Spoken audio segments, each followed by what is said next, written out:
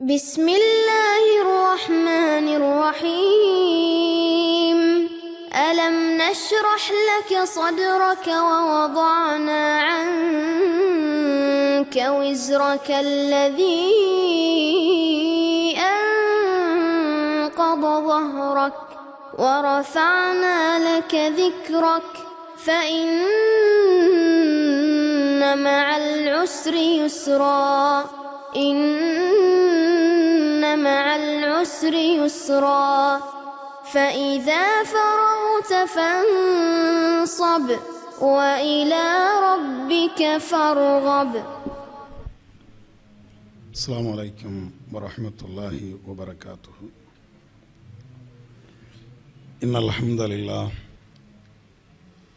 نحمده ونستعينه ونستغفره ونعوذ بالله من شرور أنفسنا ومن سيئات أعمالنا من يهده الله فلا مضل له ومن يضلله فلا هادي له أشهد أن لا إله إلا الله وحده لا شريك له وأشهد أن محمدا عبده ورسوله أما بعد. أعوذ بالله من الشيطان الرجيم. بسم الله الرحمن الرحيم. يا أيها الناس اتقوا ربكم الذي خلقكم من نفس واحدة وخلق منها زوجها وبث منهما رجالا كثيرا ونساء واتقوا الله الذي تساءلون به والأرحام إن الله كان عليكم رقيبا. கண்ணியம் நிறைந்த எல்லாம் வல்ல ஏக இறைவனின் நல்லடியார்களே, அல்லாஹுவின் மாபெரும் கிருபையினால் வல்ல அல்லாஹ் இந்த புனித மாதத்திலே என்ன கடமையை நமக்கு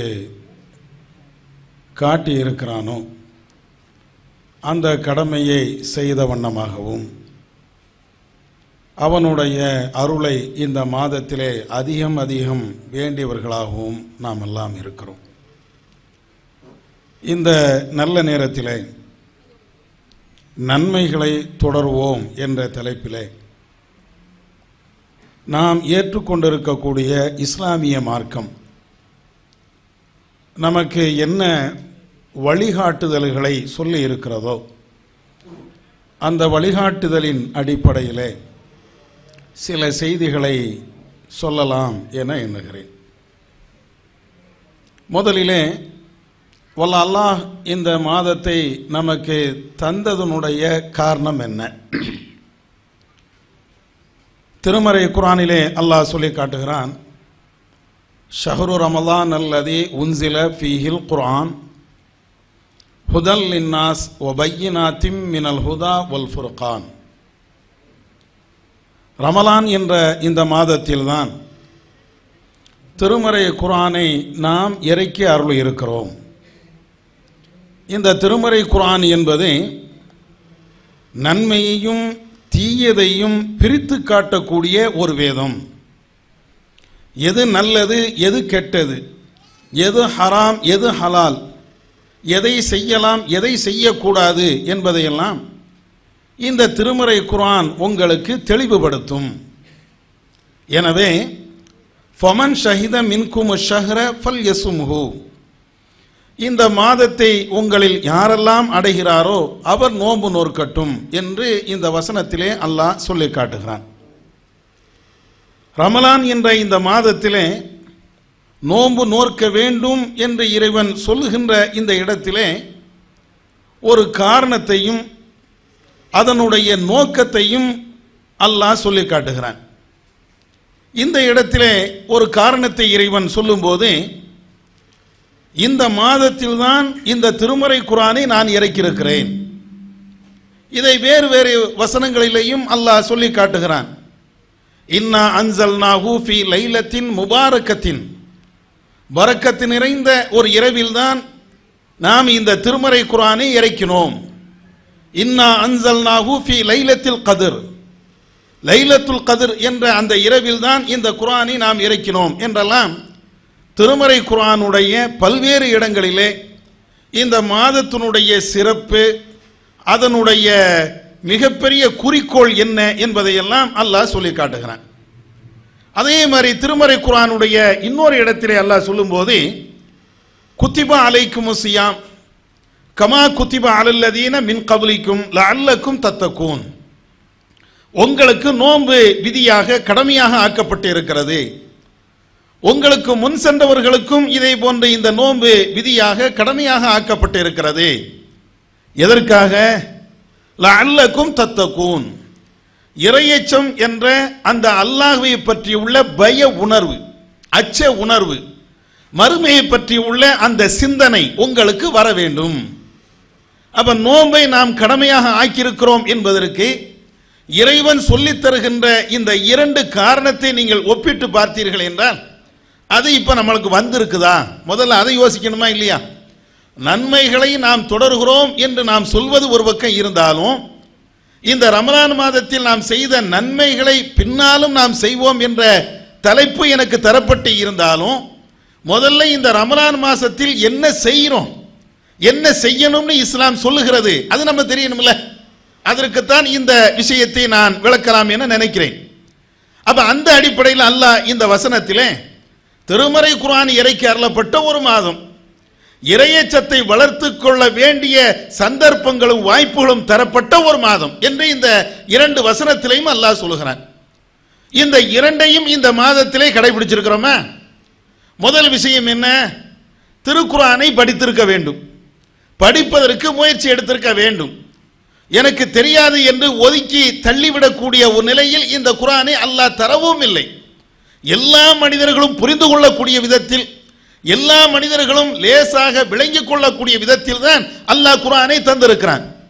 அஃபலா யத்ததப்பரூனல் குர்ஆன், குர்ஆனை நீங்கள் சிந்தனை செய்து பார்க்க கூடாதா? அம்மாலா குலூபியும் அக்ஃபாலுஹா, அவருடைய உள்ளத்தில் என்ன பூட்டுக்களால் போடப்பட்டு இருக்கிறது என்று அல்லாஹ் கேட்கிறான். இன்னொரு இடத்துல அல்லாஹ் சொல்லும்போது இந்த குர்ஆனை அவர்கள் சிந்தனை செய்து பார்க்க கூடாதா? இவர்கள் சிந்திக்க வேண்டும் என்பதற்காக லேசாகவே ஆக்கி வைத்திருக்கிறேனே, அல்லாஹ் அப்படியெல்லாம் குர்ஆன்ல சொல்றான். அப்ப ரமலான் மாதத்தில் இறைவன் திருமறை குர்ஆனை இறக்கி வைத்திருக்கிறான் என்றால் நம்ம என்ன விளங்கி வைத்திருக்கிறோம், எப்படி புரிந்து வைத்திருக்கிறோம்? ரமலானுடைய இரவு தொழுகையில ஒட்டுமொத்த அந்த குர்ஆனையும் ஓதுனா முடிஞ்சு போச்சு. அதனாலதான் 20 ரக்காயத் தொழுவாங்க. 20 ரக்காயத்து தொழும் போது ஒவ்வொரு நாளும் ஏறத்தாழ ஒரு ஜுசுவை ஓதுவார்கள். அந்த ரமலான் முழுவதும் அந்த 30 ஜுஸை ஓதி முடிப்பார்கள். ஓதி முடிச்ச உடனே எல்லாம் முடிஞ்சு வச்சுல. ஆனா என்ன லாபம்? தொழுகையில் அந்த குர்ஆனை ஓதுகிறார்கள், பின்னால் நின்று கொண்டு நாம கேட்கிறோம். அது புரியக்கூடிய விதத்தில் இருக்கிறதா? விளங்கக்கூடிய விதத்தில் அந்த குர்ஆனுடைய வசனத்தை ஓதுகிறார்களா? நம்முடைய வாழ்க்கையில எத்தனை நேரத்தில் ஜமாத்தில் தொழுகிறோம்? லுஹரை தொழுகிறோம், அஸ்ரை தொழுகிறோம், ஜும்மா தொழுகிறோம், மற்ற வக்துகளை தொழுகை நேரத்தில் ஜமாத்துக்கு பின்னால் நின்று தொழுவோம். அந்த நேரத்தில் எல்லாம் இந்த திருக்குர்ஆனை அந்த இமாம் எவ்வளவு அழகாக ஓதுவார், நிறுத்தி நிதானமாக ஓதுவாரே, அழகாக ஓதுவாரே, நாம மனனம் செய்யக்கூடிய அளவிற்கு மிக எளிமையாக ஓதுவாரே. ஆனா இந்த நிலையெல்லாம் நீங்க இந்த தராவில பார்க்க இயலாது. அவ்வளவு ஸ்பீடு குர்ஆனை ஓதி கேட்கணும் என்று நினைத்து நாம போனாலும் கூட என்ன வார்த்தையை உச்சரிக்கிறார், என்ன சூறாவை ஓதுகிறார், என்ன விஷயத்தை அவர் சொல்ல வருகிறார், இது கூட விளங்காது. அல்ஹம்துலில்லாஹி ரப்பில் ஆலமீன் அர்ரஹ்மானிர் ரஹீம் மாலிகி வலல்லாலின் ஆமீன், இதுதானே? அப்ப விளையாட்டுத்தனமாக அல்லது வேறு ஏதாவது ஒரு சிந்தனையில இப்படி செய்தால் இறைவன் சொல்லுகின்ற இந்த நோக்கத்தை நம்மால் பெற முடியுமா? குர்ஆனை அல்லாஹ் இறக்கி வைத்திருக்கிறேன் என்று சொல்லக்கூடிய நோக்கம் என்ன? அழகாக அதை படிக்கணும், அல்லது படிக்கக்கூடிய ஒரு ஆளு, ஓதக்கூடிய ஒரு ஆளு அவற்றை இருந்து நாம கேட்கணும், அதன் மூலமாக இஸ்லாத்தை நாம தெரிந்து கொள்ளணும், நம்முடைய ஈமானை வலுப்படுத்தணும், இதுதானே அவருடைய நோக்கம். அப்ப திருமறை குர்ஆனை இன்றைக்கு ஓதுகிறார்கள், ரமலான் மாதத்தில் ஓதுகிறார்கள், அதுவும் தராவி தொழுகையில் ஓதுகிறார்கள். எதை ரசூலுல்லாஹ் சொல்லி தந்தார்களோ அதுக்கு மாற்றமா இருக்குது. அல்லாஹ்வுடைய தூதர் தொழுகையிலே குர்ஆன் வசனத்தை ஓதுவார்கள் என்றால் ஒவ்வொரு வசனமாக ஓதுவார்கள். இது ஹதீஸ்ல நாம பார்க்கலாம். இவ்வளவு ஸ்பீடான ஓத மாட்டாங்க, ஒவ்வொரு வசனமா நிறுத்தி நிதானமாக அவ்வளவு அழகாக ஓதுவார்கள். அப்ப இந்த மாதிரி நடைமுறையில இருக்கிறது. ஆனா இஸ்லாம் அதை சொல்லல. குர்ஆனை நீங்க படிங்க, குர்ஆனை நீங்க நல்லா ஓதுங்க. ஏன் ஓதணும்? அவங்களுடைய ஈமான் அதிகரிக்கும். குர்ஆனை ஓதினால் ஈமான் வேற வேற இடங்கள்ல அல்லாஹ் அப்படி சொல்லி தருகிறான். ஈமான் அவர்களுக்கு அதிகரிக்கும்ங்கிறான். வைதா துத்துலா அலைஹிம் ஆயாத்துனா ஜாதத்துஹும் ஈமானா, அவர்களிடத்தில் நம்முடைய வேத வரிகளை வேத வசனங்களை ஓதி காட்டப்படுகின்ற பொழுது அவருடைய ஈமான் அப்படியே கூடிக்கொண்டே இருக்கும். இது குர்ஆன்ல அல்லாஹ் சொல்லுகிறான். அப்ப நம்முடைய ஈமான் கூடக்கூடிய விதத்தில் குர்ஆன் ஓதப்படுகிறதா? அப்படி குர்ஆனை யாராவது ஓதி நாம கேட்கிறோமா? ஒன்னும் வழங்க மாட்டேங்குது. அவங்க ஓதக்கூடிய அந்த ஸ்பீடு நம்மளால ஈடு கொடுக்க முடியல. என்ன சொல்லுகிறார், என்ன வார்த்தையை உச்சரிக்கிறார் என்று நம்மளால் புரிந்து கொள்ள முடியவில்லை. இப்படித்தான் இருக்குது. இப்படி இருந்தா எப்படி ஈமான் கூடும்? அதே மாதிரி நிறுத்தி நிதானமாக அழகாக ஒருவர் ஓதுகிறார்னு வைங்களேன், அது எவ்வளவு அழகாக நமக்கு இனிமையா இருக்கிறது. சில பேர் திருமறை குர்ஆனை படிப்பார்கள், அப்படியே லயிச்சு போயிருவோம். எவ்வளவு அழகாக ஓதுகிறார், எவ்வளவு அற்புதமா ஓதுகிறார்.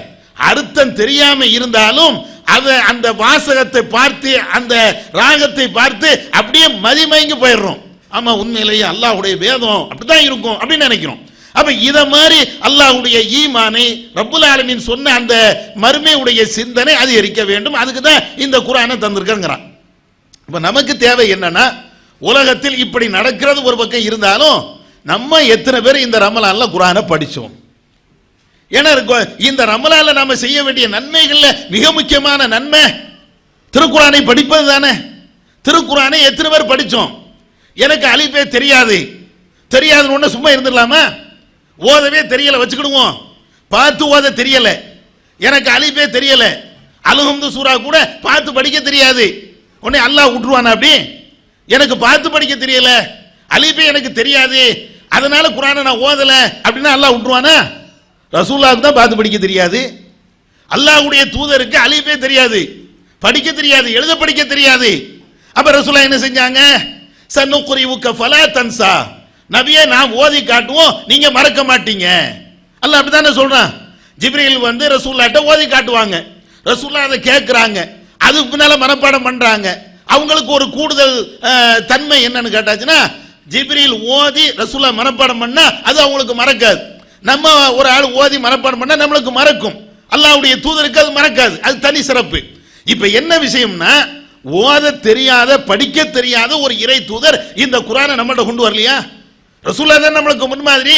அப்ப குர்ஆனை எனக்கு ஓத தெரியல அப்படின்னா ஓத தெரிஞ்ச ஒரு ஆளை வச்சு கேட்போம். அட மொபைல் போன் இருக்குதே, எத்தனையோ அழகான கிராத் இருக்குதே, அந்த கிராத்தை வச்சு கேட்போம். இதுக்கு வாய்ப்பு இல்லையா? அது நன்மை தானே.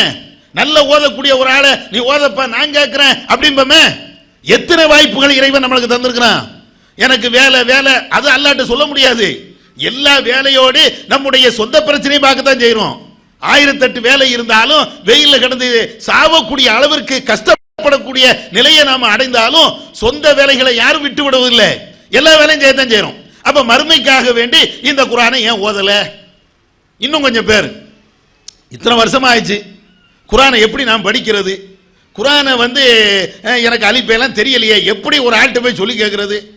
உலக மொழிகள்லேயே மிக லேசான ஒரு மொழி, படிக்கிறதுக்கு ரொம்ப எளிமையான ஒரு மொழி நீங்க எதுன்னு பார்த்தீங்கன்னா திருக்குர்ஆனா தான் இருக்கும், அரபி மொழியா தான் இருக்கும். அரபி மொழி மாதிரி ஒரு லேசான மொழியை நீங்க உலகத்தில் எங்கேயுமே பார்க்க முடியாது. நீங்க நிறைய பேர் ஆங்கிலம் படித்திருப்பீர்கள். ஆங்கிலம் படிக்கிறதுக்கு எவ்வளவு சிரமம் நீங்க யோசிச்சு பாருங்க. எல்லாரும் படிச்சதுனால லேசா இருக்கும், ஆனா படிக்கிறது எவ்வளவு சிரமம். சின்ன சின்ன வார்த்தைகள் உச்சரிப்பு ஒரே மாதிரி இருக்கும், ஸ்பெல்லிங் வேற மாதிரி இருக்கும். இதுவா அதுவா நமக்குள்ளேயே குழப்பம். இது அந்த ஸ்பெல்லிங், இது இந்த ஸ்பெல்லிங், இது இப்படி போடணும், அது அப்படி போடணும். என்ன விளங்குது? இது சாணு படிக்கணுமா அல்லது இக்குன்னு தெரியல. அவன் என்ன சொல்லி தந்தானோ அதை மாதிரி உச்சரிக்க வேணும்னு ஆங்கிலத்தில் அப்படி படிச்சுக்கிறோம். அரபியை பொறுத்தவரை அப்படியா? அரபியை பொறுத்தவரை ஒன்று ரொம்ப லேசில் ஆ இ உ பா பி பு, இது அந்த சொல்லி கொடுக்கக்கூடிய மெத்தட்ல லேசா நம்ம விளங்கிட்டோம் அப்படின்னா அவ்வளவு லேசா படிச்சுட்டு போயிடலாமே. இதுக்கு என்ன பெரிய கஷ்டம்? என்ன படிக்க தெரியலங்கிறது என்ன? இதனால என்ன உச்சரிப்பு மாற்றம் வந்துட போகுது? ஆங்கிலத்தை அவ்வளோ கஷ்டமான மொழியை படிச்சிருக்கிறோம். தமிழ்ல எவ்வளோ எழுத்துக்கள் இருக்கு, 200க்கும் மேற்பட்ட எழுத்துக்கள் இருக்குது, அதை படிச்சு வச்சிருக்கிறோம். எல்லா மொழியும் படிச்சு வைக்கிறோம். வேலைக்காக பொழப்புக்காக வேண்டி நம்முடைய அந்நிய பாஷைகள் அனைத்தையும் படிச்சு வச்சிருக்கிறோம். ஆனா மறுமைக்காக வேண்டி குர்ஆனை படியப்பா, அது எனக்கு நேரம் இல்லை, எனக்கு காலம் இல்லை, சொல்லி தருவதற்கு ஆசிரியர் இல்லை, இப்படின்னு சொல்லி காலத்தை கடத்தக்கூடிய நமக்கு நாமே ஒரு சால்ஜாபை சொல்லக்கூடிய ஒரு நிலையத்தான் உருவாக்கி இருக்கிறாமே தவிர முறையாக குர்ஆனை படிக்கணும் என்ற அக்கறையோடு அணுகிறது இல்லை. நீங்க முறையா படிக்கணும்னு அக்கறையோடு நீ அணுகி பாருங்க, ஏதாவது ஒரு ஆசிரியர் கிடைக்கத்தான் செய்வார். யார்ட்டையா நம்ம படிக்கத்தான் செய்வோம். அதனால அக்கறைப்படணும். இப்ப இந்த நோம்புல அல்லாஹ் குர்ஆனை படிக்கணும்னு சொன்னானே, இதுல நாம எத்தனை சதவீதம் தேறி இருக்கிறோம் அது நம்ம யோசிக்கணும்ல. இந்த நோம்புல குர்ஆனை படிக்கணும்னா அதனாலதான் குர்ஆனை நோம்புல இறக்கி இருக்கிறாங்கிறான். இந்த குர்ஆனை படித்தவர்கள் எத்தனை பேர், அதை படிக்கிறதுக்கு முயற்சி எடுத்தவர்கள் நம்மள எத்தனை பேர், ஓரளவுக்கு எனக்கு படிக்க தெரியாம இருந்தாலும் இன்னொரு ஆளை நீ ஓது நான் கேட்கிறேன் அப்படின்னு சொன்னவர் எத்தனை பேர், எத்தனை சூறாக்களை அடுத்த ஆளுடைய வாயில இருந்து நம்ம கேட்டோம், இதை யோசிச்சு பாருங்க. அதுக்கு அடுத்து அல்லாஹ் சொல்லி தரும் போது உங்களுக்கு இறையச்ச வரணும் அப்படிங்கிறான். திருக்குறான்ல சொல்லும் போது இறையச்ச வரணுங்கிறான். இறையச்ச என்ன வானத்தில் இருந்து அப்படியே இறங்கவா செய்யும்? அல்லது ஏதாவது ஒரு கடையில போய் எனக்கு கொஞ்சம் இறையச்சம் தாங்க அப்படின்னு கேட்கவா முடியும்? கடையில கேட்க முடியாது, வானத்தில் இருந்து இறங்கவும் செய்யாது. இந்த இறையச்சம் என்பது அது நம்மள்கிட்ட இருந்து அப்படியே வர்றதுதான். எப்படி வரும்? அல்லாஹ்வுடைய வசனத்தை நீங்க படிக்கும் போது இறையச்சம் வரும். திருமறை குர்ஆனை நீங்க அர்த்தம் தெரிஞ்சு படிக்கும் போது உங்களுக்கு அப்படியே இறையச்சம் வரத்தான் செய்யும். ஒவ்வொரு மனுஷனுக்கு வரும். அல்லாஹ்வுல சொல்றான் வரும்னு, வராமையெல்லாம் இருக்காது, வரும். அப்ப குர்ஆன் நீங்க படிச்சு பாருங்க. குர்ஆனை படிச்சு பார்க்கும் போதே இறையச்சமும் சேர்ந்து வரும். அது ஒரு தனி விஷயம்.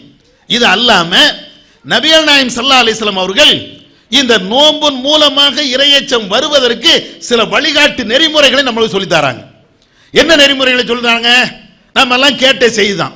அல்லாஹ்வுடைய தூதர் சொல்றாங்க, அஸ்ஸியாமு ஜுன்னத்துன், நோம்பு என்பது ஒரு கேடயம். ரசூலுல்லாஹ் சொல்றாங்க, அஸ்ஸியாமு ஜுன்னத்துன், நோம்பு என்பது ஒரு கேடயம். ஃபலா யர்ஃபுஸ், கெட்ட வார்த்தையை பேசாதீங்க, மோசமான வார்த்தைகளை, தடித்த வார்த்தைகளை நீங்கள் பேசாதீர்கள் என்று நபி ஸல்லல்லாஹு அலைஹி வஸல்லம் சொல்றாங்க. இன்னொரு ஹதீஸ்ல சொல்றாங்க, நோம்பு என்பது உங்களுக்கு கேடயம் தான்.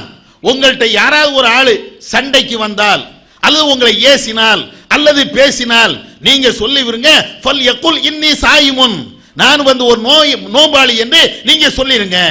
ரசூலுல்லாஹ் சொல்றாங்க, நோம்பு என்பது ஒரு கேடயம்னா என்ன அர்த்தம்? உன்கிட்ட ஏற்படுகின்ற தீய விஷயங்களை இந்த கேடயத்தின் மூலம் நீ தடுத்துக்கொள், அதுதானே கேடயம். என்னென்ன அநியாயங்கள் என்னென்ன அக்கிரமங்கள் இருக்கிறதோ அந்த அநியாயத்தை, அக்கிரமத்தை, அழிச்சாட்டியத்தை, பெருமையை, திமிர, அகம்பாவத்தை, என்னென்ன கெட்ட செயல் இருக்குதோ எல்லாத்தையும் இந்த நோம்பு என்ற கேடயத்தை வைத்துக் கொண்டு நீ தடு. ரசூலுல்லாஹ் தான் சொல்றாங்க, நீ தடுத்துக்கொள்ளு. இன்னைக்கு நாம நோம்பு வச்சிருப்போம், போய் பேசக்கூடாது. ரசூலுல்லாஹ் சொல்றாங்க, மல்லம் யதா கௌல ஸூர் வல் அமல பிஹி ஃபலைஸ லில்லாஹி ஃபி அன் யதா தஆமஹு வ ஷராபஹு, யார் இந்த நோம்பு வைத்துக் கொண்டு கெட்ட, அதாவது பொய் சத்தியத்தை விடவில்லையோ, அதே போன்ற செயல்பாடுகளை எவர் விடவில்லையோ அவர் பசித்திருப்பதனாலேயோ தாகத்து இருப்பதனாலேயோ அல்லாஹ்வுக்கு எந்த தேவையும் இல்லை. நபிகள் நாயகம் ஸல்லல்லாஹு அலைஹி வஸல்லம் அவர்கள் இவ்வளவு அழுத்தம் திருத்தமாக சொல்றாங்க. அப்ப இந்த செயல்பாடுகள் எல்லாமே நம்மள்ட்ட இப்ப இருக்குதா? ஏன்னா நோம்புடைய ஏறத்தாழ கடைசிக்கு வாரம், பிந்திய 10ல வந்து உள்ள நுழைஞ்சிட்டோம். 20 நாள் 23 நாள் கடந்து இப்ப வந்துட்டோம். இந்த 23 நாள்ல நபி அவர்கள் நம்மள்ட்ட சொல்லி தந்தாங்களே, கெட்ட வார்த்தையை பேசக்கூடாது, பொய் பேசக்கூடாது, பொய் சத்தியம் செய்யக்கூடாது, மோசமான செயல்பாடுகள் உன்கிட்ட இருக்கக்கூடாது என்றெல்லாம் ரசூலுல்லாஹ் சொன்னாங்களே. ஒருத்தர் சண்டைக்கு வந்தாலும் நீ சண்டைக்கு போகாத, ஒருத்தர் ஏசினாலும் அதை நீ பொறுத்து போ, அதை மன்னிச்சுக்க, பெருந்தன்மையை கையாளு என்றெல்லாம் இந்த நோன்பு மூலமாக நீ பெற வேண்டிய பாடம் என்று அல்லாஹ்வுடைய தூதர் சொன்னாங்களே. இந்த பாடத்தை இதுவரையும் படிச்சிருக்கிறோமா? இந்த செயல்கள், இந்த நன்மையான காரியத்தை இந்த நோம்புல இதுவரை நாம அடைஞ்சிருக்கிறோமா? 20 நாள் நம்ம கடந்து விட்டாலும் இதை நம்ம யோசிச்சு பார்க்கணுமா இல்லையா? 23 நாள் நாம தாண்டி வந்துட்டாலும் இந்த நன்மைகளை நாம செய்திருக்கிறோமா? இப்ப நம்ம பட்டியல் போட்டு பார்க்கணும். நீங்க ஒவ்வொரு ஆளும் தனக்கு தானே பட்டியல் போட்டுக்கலாம். உங்களுக்கு நான் பட்டியல் போட முடியாது, எனக்கு நீங்க பட்டியல் போட முடியாது. ஆனா ஒவ்வொரு ஆளும் நமக்கு நாமே பட்டியல் போடலாம்ல.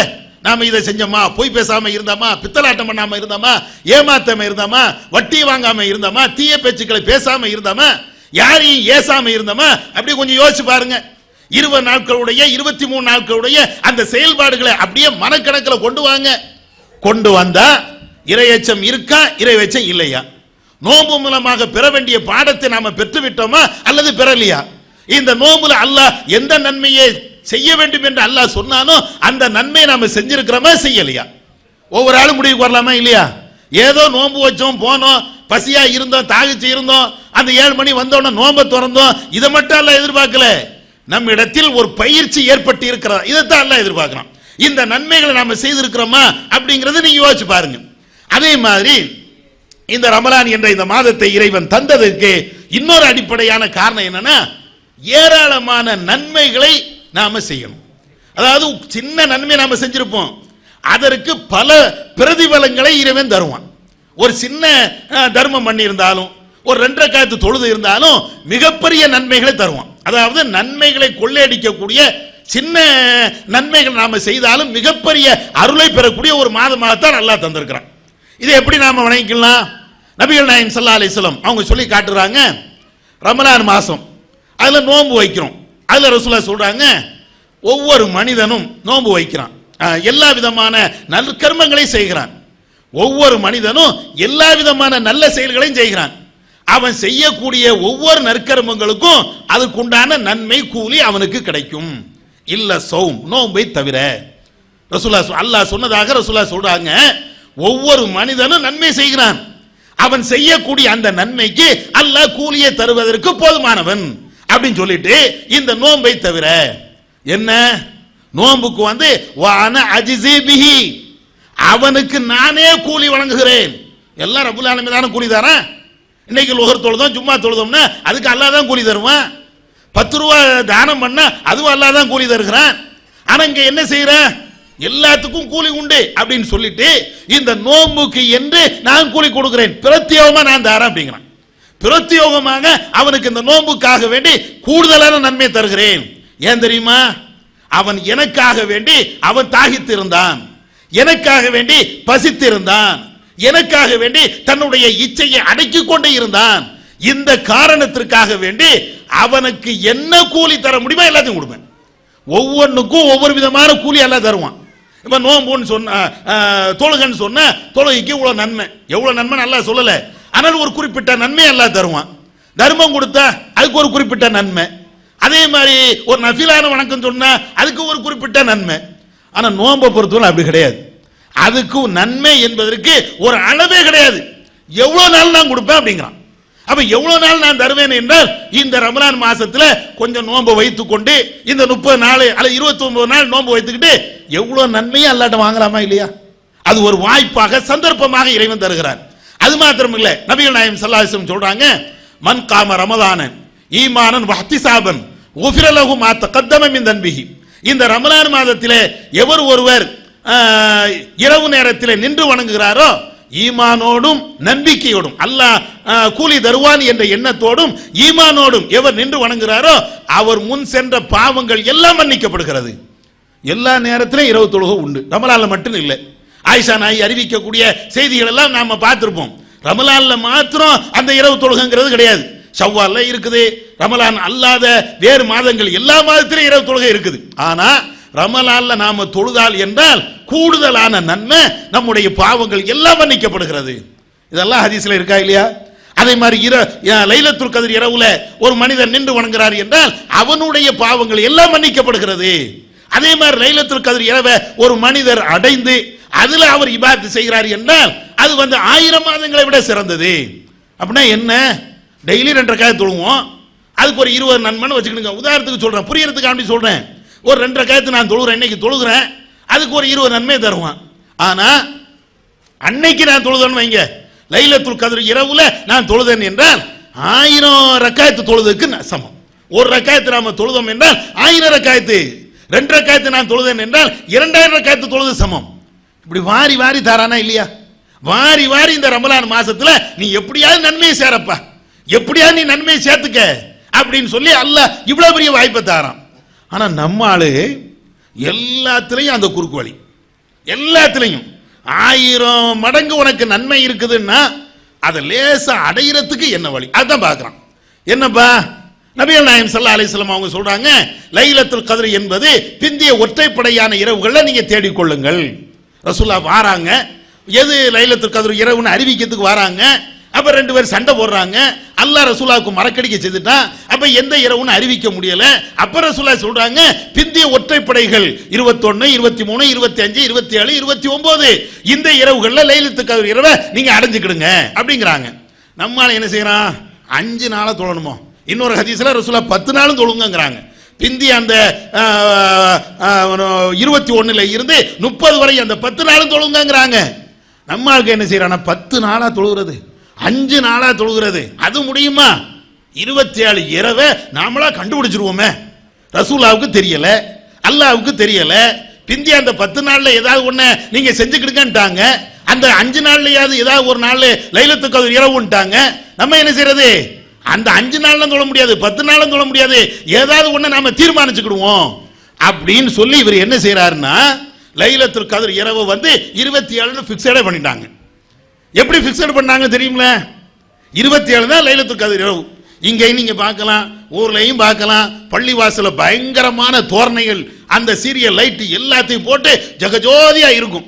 அன்னைக்கு புது ட்ரெஸ் போட்டு பள்ளிவாசல்ல பிரியாணி தான், பாயாசம் தான், டீ தான், அது இதுன்னு சொல்லிட்டு பயங்கரமா இருக்கும்.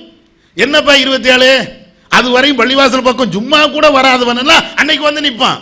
அந்த 1000 மாசம் சிறப்பு உரிய ஒரு இரவு அடையணுமா இல்லையா? ஒரு ரக்காயத்து தொழுது 1000 ரக்காயத்து நன்மை கிடைக்குமே. ஒரு சுப்ஹானல்லாஹ் சொன்னா 1000 சுப்ஹானல்லாஹ் சொன்னா நன்மை கிடைக்குமே. ஒரு அல்ஹம்துலில்லாஹ் சொன்னா 1000 அல்ஹம்துலில்லாஹ் சொன்னா நன்மை கிடைக்குமே. அப்ப அந்த நன்மையை வாங்கணும்ல, போட்டி போட்டு வந்து நிப்பாக. இப்ப 27 சொன்னது யாரு? அது கண்டுபிடிச்சு வச்சிருக்காங்க. எப்படி கண்டுபிடிச்சாங்கன்னா, குர்ஆன்ல லைலத்துல் கத்ர் என்பது 3 இடத்தில் சொல்லப்பட்டிருக்கிறது. இன்னா அன்சல்நாஹு ஃபீ லைலத்துல் கத்ர், லைலத்துல் கத்ர் அப்படின்னு ஒரு இடம். ஒமா அதுராக்க மா லைலத்துல் கத்ர், அது 2வது இடம். அதுக்கு அடுத்து லைலத்துல் கத்ரி கைரு மின் அல்ஃபி ஷஹர். அப்ப குர்ஆன்ல லைலத்துல் கத்ர் என்பது 3 இடத்தில் சொல்லப்பட்டிருக்கிறது. சரி, அந்த 3 கிட்டத்தட்ட 9ஆல பெருக்கணும் அப்படின்னாங்க. 3 இடத்தில் சொல்லப்பட்டு இருக்கிறது, 3 9ஆல பெருக்கணும். அது ஏன்டா 9ஆல பெருக்கணும் அப்படின்னு நீங்க கேட்டீங்கன்னா, இந்த லைலத்துல் கத்ர் என்ற வார்த்தை இருக்கா இல்லையா, அதுல 9 அரபி எழுத்துக்கள் இருக்கும். நீங்க எண்ணி பாருங்க. லைலத்துல் கத்ர் அப்படிங்கிற வார்த்தையில முதல்ல லாமு, அப்புறம் யா, அப்புறம் ஒரு லாமு, அப்புறம் ஒரு தா, அப்புறம் ஒரு அலிஃபு, அப்புறம் ஒரு லாமு, அப்புறம் ஒரு காஃபு, அப்புறம் ஒரு தாலு, அப்புறம் ஒரு ரே. 9 ஆச்சா? 3 இடத்தில் சொல்லப்பட்டு இருக்கிறது 3. அந்த லைலத்துல் கத்ர் அந்த வார்த்தையில 9 எழுத்து இருக்கிறது. அதனால இந்த 3ஐயும் 9ஐயும் பெருக்குனா 27 வந்துருச்சுல. அதான் லைலத்துல் கத்ர் இரவு 27. எப்படி கண்டுபிடிச்சிருக்கான்னு பார்த்தீங்களா? இது யாரு கண்டுபிடிச்சது? சரிப்பா 3 9 இருக்குது, ஏன் அதை ஏன் பெருக்குன கூட்டினா என்ன? கூட்டி பார்க்க வேண்டியதானே. 3 9 12, ரமலான் 12ல லைலத்துல் கத்ர் இரவு அப்படின்னு சொல்ல வேண்டியதானே. அல்ல 9ல இருந்து 3 கழிச்சாச்சுன்னா 6 வரும். ரமலானுடைய 6வது இரவு தான் லைலத்துல் கத்ர்னு சொல்ல வேண்டியதானே. இதுக்கெல்லாம் பதிலாம் வராது. இவ்வளவு கண்டுபிடிச்சு குறுக்கு வழியை அவங்க கடைபிடிச்சதுனால இன்னைக்கு விளைவுகள் என்ன? 27 மட்டும் வருவான், 27க்கு நிக்க மாட்டான், 29க்கு நிக்க மாட்டான், 25 21 23 எந்த இரவுக்கும் வர மாட்டான். உண்மையிலேயே அல்லாஹ் ஒரு லைலத்துல் கத்ர் இரவை 25ல வைத்து இருந்தால் 27க்கு இவன் போய் நிப்பானே, ஏதாவது லாபம் உண்டா?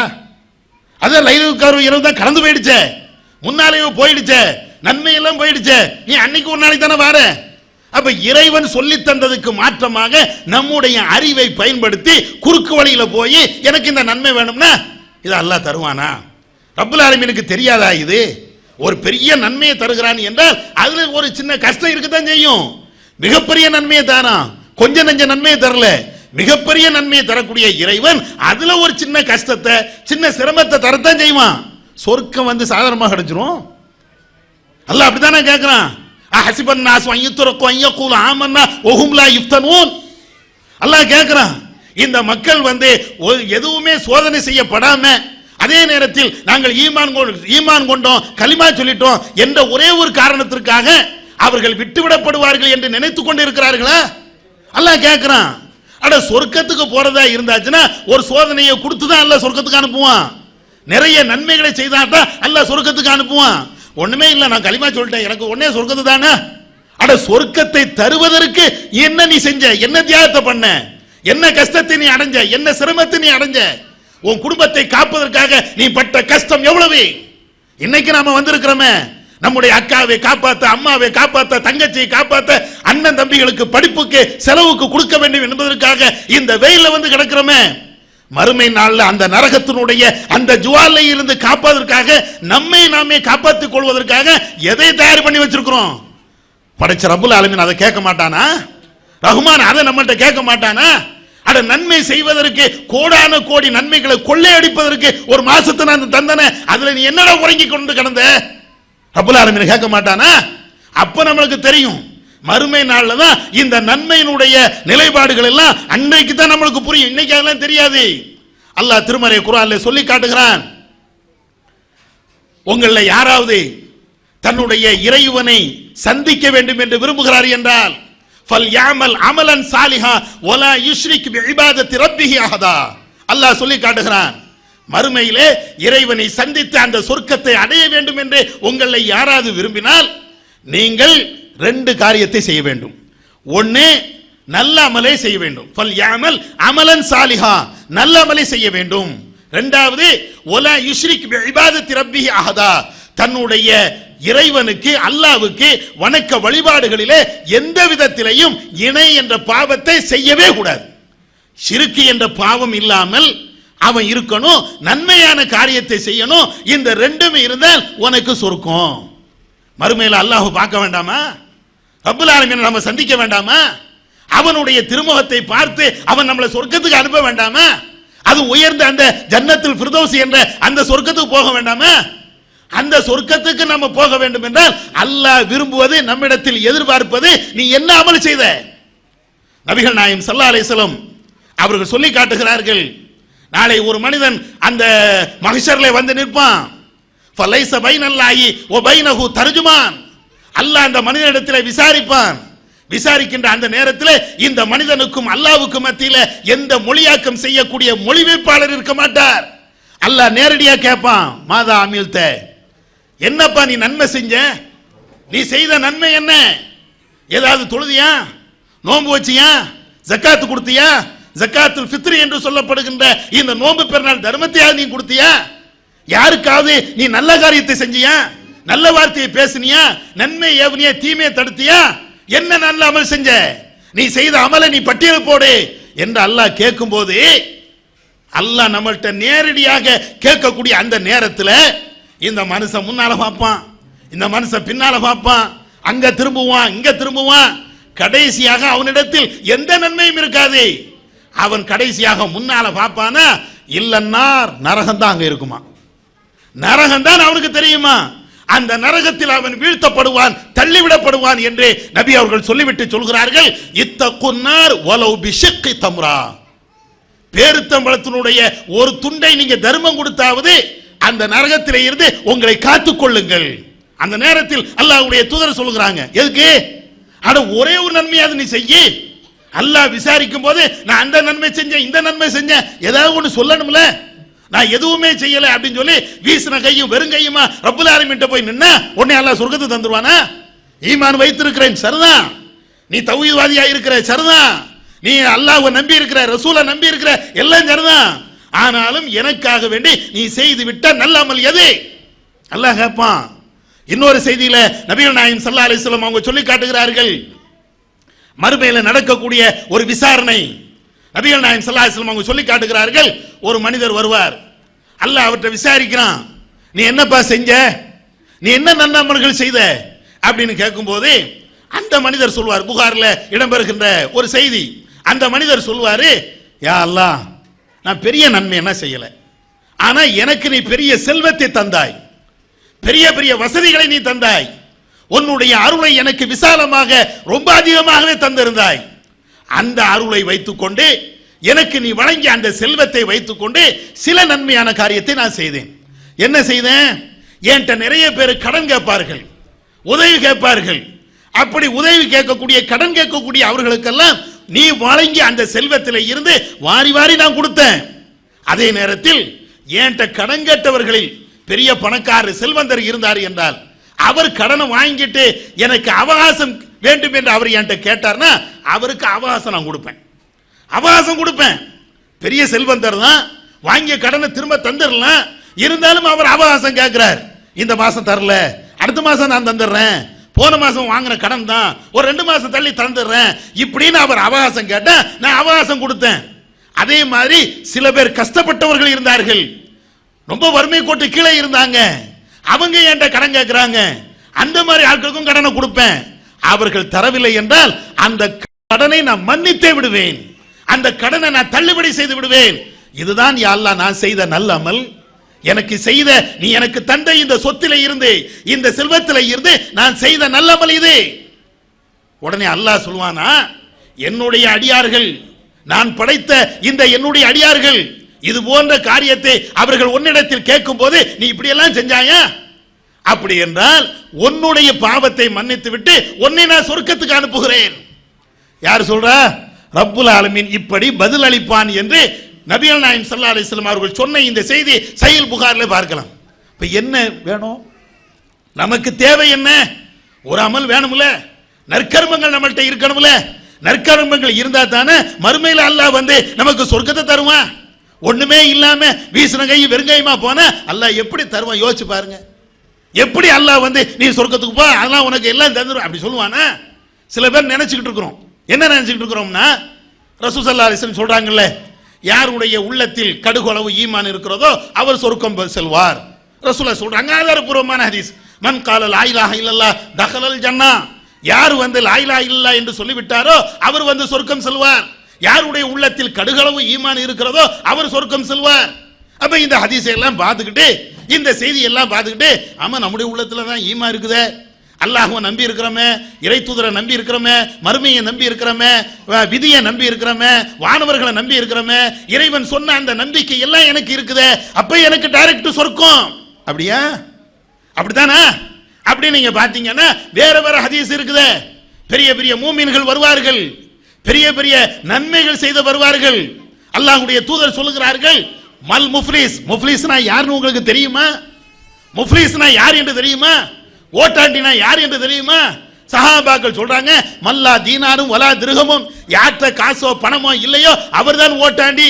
அப்ப ரசூலுல்லாஹ் சொல்றாங்க, அவன்லாம் பெரிய ஓட்டாண்டி இல்லப்பா, மறுமையில ஒருத்தன் வருவான், அவனுடைய நன்மைகள் இந்த தோல்லையும் இந்த தோல்லையும் சுமக்க முடியாத அளவிற்கு தூக்கிட்டு வருவான். எல்லாரும் பார்ப்பாங்க, அவனை பார்த்து இவ்வளவு பெரிய நன்மையா, இவ்வளவு பெரிய நன்மையா என்று அவனை பார்த்து எல்லாரும் ஆச்சரியப்படுவாங்க. அவன் சந்தோஷத்தோடி வருவான். அப்படி வருகின்ற அந்த நேரத்தில் அல்லாஹ் அவன்கிட்ட விசாரிப்பான். அவன்கிட்ட அல்லாஹ் விசாரிக்கும் போது அவனால் பாதிக்கப்பட்ட மக்கள் அங்கே நின்று கொண்டு அல்லாஹ்விடத்தில் இவனை பற்றி கம்ப்ளைண்ட் பண்ணுவாங்க, புகார் எடுத்துக்கொண்டே இருப்பார்கள். என்ன புகாரு? யா அல்லாஹ் லரபஹாதா வ அக்கல மாலஹாதா. அவன் வந்து சொல்லுவான், யா அல்லாஹ் இந்த நன்மை செய்திருக்கிறானே, இவன் வந்து என்ன அடிச்சான், இவன் அடுத்தவனுடைய சொத்தை சாப்பிட்டான், இவன் அடுத்தவனுடைய காசை திருடுனா, இவன் கொள்ளை அடிச்சான் என்று இவனுடைய தீய செயலை அல்ல இவனால் பாதிக்கப்பட்டவர்கள் அல்லாஹ்ட்ட வந்து முறையிடுவாங்களாம். உடனே அல்லாஹ் என்ன செய்வான்? நீதி ஆளுக்கெல்லாம் மகா மகா மகா மேலான நீதியாளன் இல்லையா, அவன் அந்த இடத்துல தீர்ப்பளிப்பான்.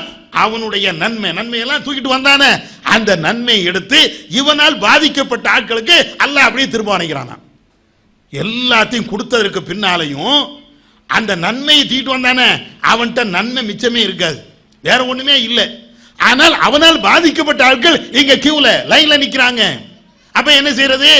அதுக்கடுத்து அல்லாஹ் என்ன செய்யறானா, இவன்கிட்ட இருந்து வாங்கி கொடுப்பதற்கு நன்மை இல்லை என்ற காரணத்தினால இவனால் பாதிக்கப்பட்டவங்க இருக்கிறாங்கல்ல, பாதிக்கப்பட்டவருடைய தீமை எடுத்து இவனுடைய தலையில அல்லாஹ் சுமத்திடுவான்.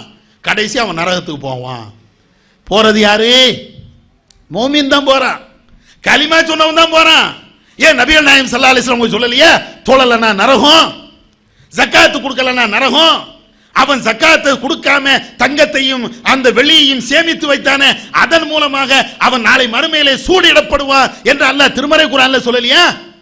இது யாருக்கு? மூமின்களுக்கு இல்லையா? அல்லாஹ்வையும் ரசூலையும் நம்பியவர்களுக்கு இல்லையா? அப்ப நம்ம என்ன நினைக்கிறோம்னா, களிமா சொன்னா சொர்க்கத்துக்கு போயிடலாம், களிமா சொன்னா களிமா சொன்னா சொர்க்கத்துக்கு போகலாம். எப்போ போகலாம்?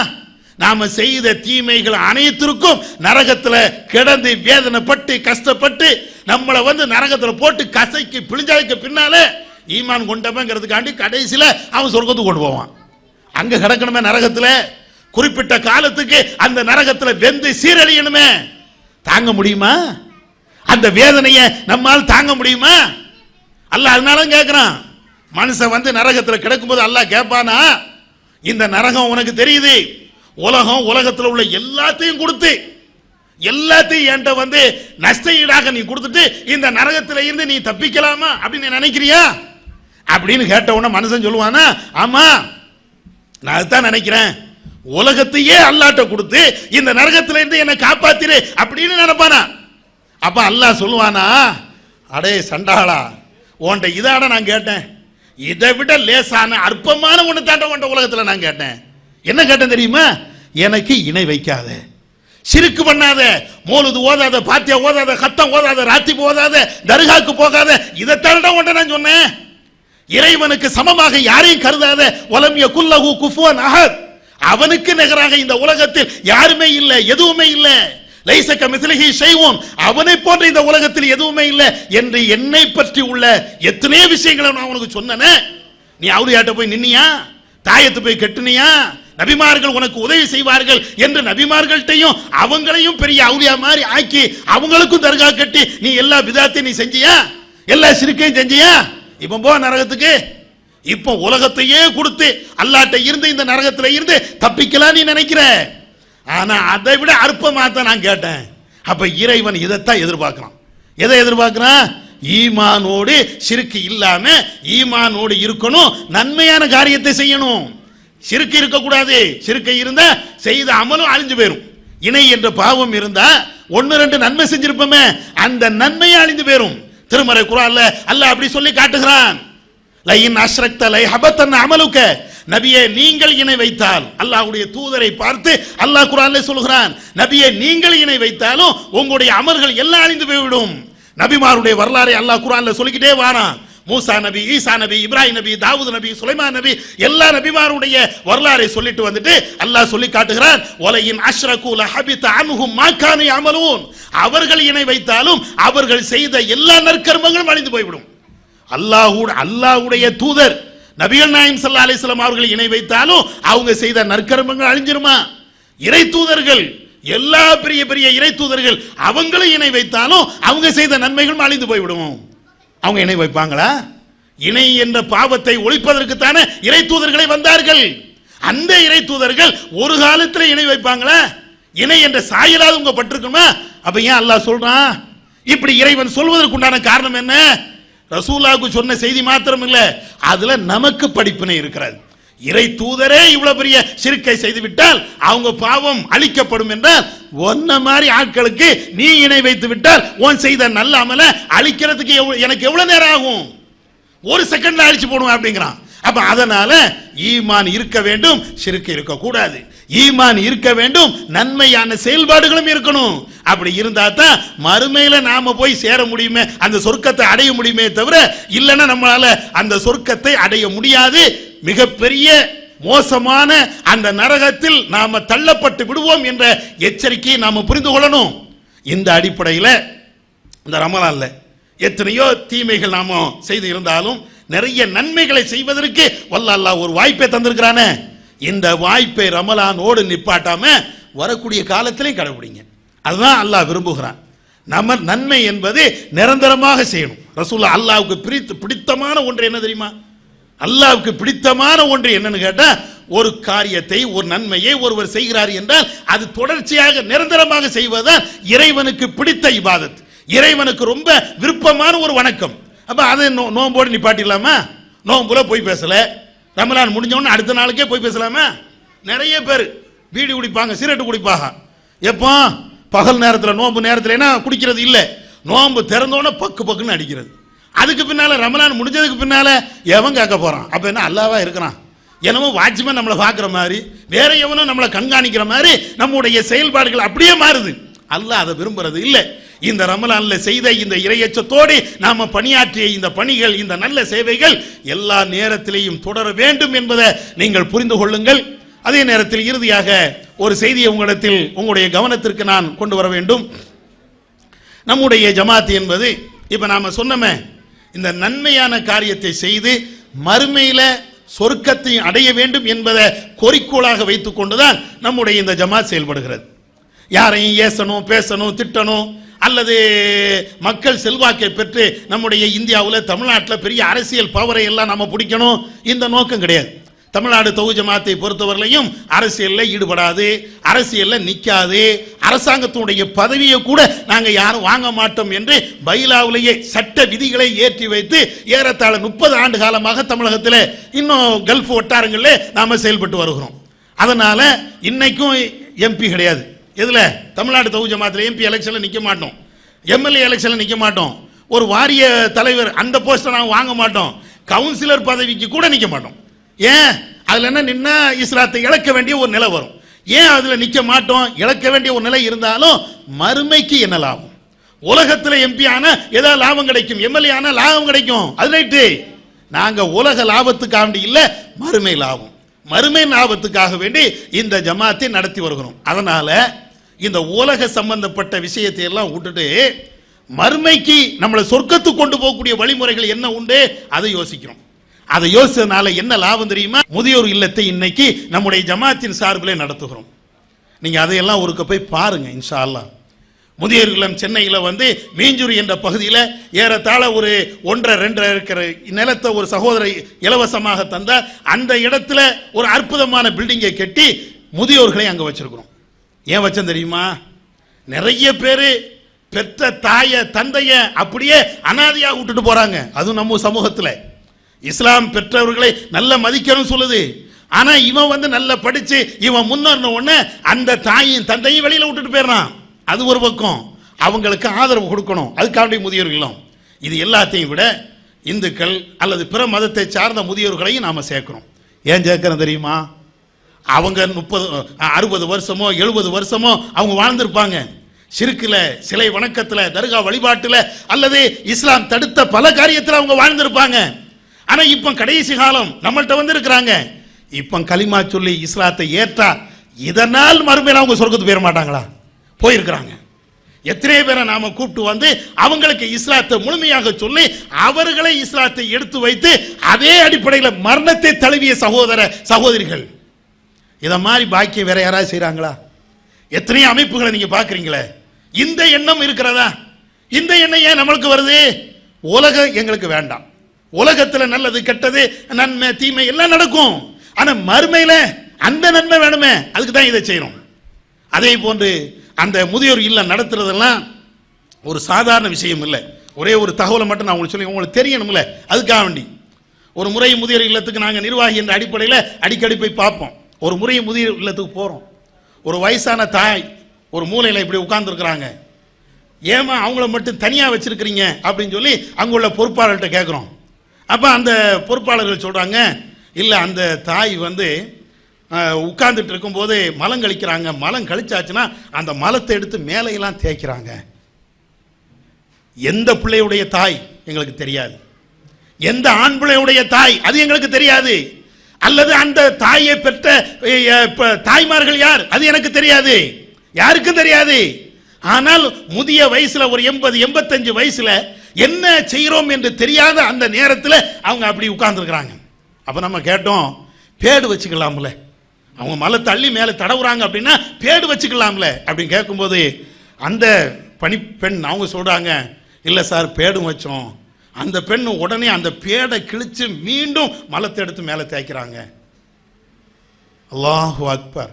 இந்த நிலை உங்க தகப்பனுக்கும் வரக்கூடாது, தாய்க்கும் வரக்கூடாது, உலகத்தில் யாருக்கும் வரக்கூடாது. நாங்க அதை தூக்கி சமக்கிறோம்.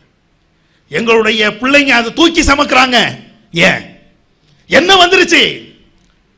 உலகத்தில் அத்தனை பேரும் பெற்ற தாயும் தந்தையும் அனாதையாக நடுத்தரில் தூக்கி வீசுகின்ற அந்த நேரத்தில் அவளும் ஒரு மனுஷிதான், அவங்களும் ஒரு மனுஷிதான், அவங்கள தூக்கி சமக்கணும்னு என்ன வந்துருச்சு. அதுக்கு பின்னால் அவங்க இறந்து போனாங்க, அது தனி விஷயம். ஆனா இவ்வளவு சிரமத்துக்கு இடையிலையும் ஒவ்வொரு ஆளையும் இப்ப சமீபத்தில் போய் பார்க்கிறோம். ஒரு சகோதரர் தூத்துக்குடி மாவட்டத்தை சார்ந்த ஒரு சகோதரர் போனோன்னு அப்படியே துடிக்கிறார், என்ன ஊருக்கு அனுப்பிடுங்க, ஊருக்கு அனுப்பிடுங்க.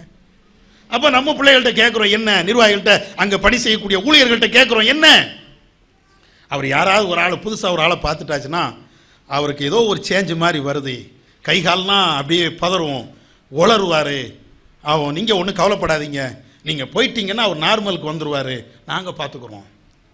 வாரத்துக்கு ஒவ்வொரு முறையும் டாக்டர்கள் அந்த முதியோர் இல்லத்துக்கு வருவாங்க, டெய்லி நர்ஸுகள் இருக்கிறாங்க, பணிப்பெண்கள் இருக்கிறாங்க. அவங்களுக்கு தேவையான உணவு, இருப்பிடம், அதே போல் ட்ரெஸ்ஸு, அதே மாதிரி நியூஸ் பேப்பரு, அதே மாதிரி மார்க்க விஷயத்தை தெரிந்து கொள்வதற்காக அதற்குண்டான ஏற்பாடு அத்தனையும் செய்து நாம நம்முடைய தாயை நம்முடைய தந்தையை எப்படி கவனிப்போமோ அதை விட கூடுதலான ஒரு கவனிப்பு. ஏன்? அதுதான் நீங்க யோசிங்க. நம்முடைய சமூகத்தில் பெற்றோரை தூக்கி எறிகின்ற அந்த நிலை இருக்கு. அதை நான் சொன்னோம்னா கண்ணீர் விட்டாளணும், நேரம் இல்லை, இஃப்தாருடைய நேரம் நெருங்குது. நம்முடைய இஸ்லாமிய சமூகத்தில் நல்ல படித்த பிள்ளைகள் அவங்களுடைய பெற்றோர்களை தூக்கி எறிஞ்சு, காசு வசதி இல்லைன்னா இல்லை, நல்ல கோடீஸ்வரர்கள் பெற்றோரை என்னால் கவனிக்க முடியுது. ஏன் இதை மாதிரி செஞ்சாங்கன்னா நம்ம சாதாரணமாக கேட்குறோமா இல்லையா? கிழம் எப்போ சாவாதுன்னு நினைக்கிறோமா இல்லையா? எவ்வளவு மோசமான ஒரு வார்த்தை. அல்லாஹ் குர்ஆன்ல அப்படி சொல்றான், வலா தகுல்லஹுமா உஃபின், சீயன் உடனே பேசாத அப்படிங்கிறான். ஆனா அந்த விவரம் நம்மளுக்கு தெரியல, அந்த அறிவுரை நம்மளுக்கு தெரியல. ஏதோ ஒரு கோபத்தில் பேசிடுறோம். ஆனா நம்ம பெற்றோரை அப்படி பேசுறோம்னா இந்த பெற்றோர்களை கவனிக்கிறது எவ்வளவு பொறுமை வேணும்.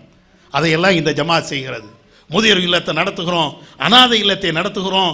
இஸ்லாத்திற்காக வேண்டி வரக்கூடிய ஆட்களை அவங்களுக்கு முறையான தாவா சென்ற நடத்தி அவங்கள இஸ்லாத்துக்கு கொண்டு வரோம்.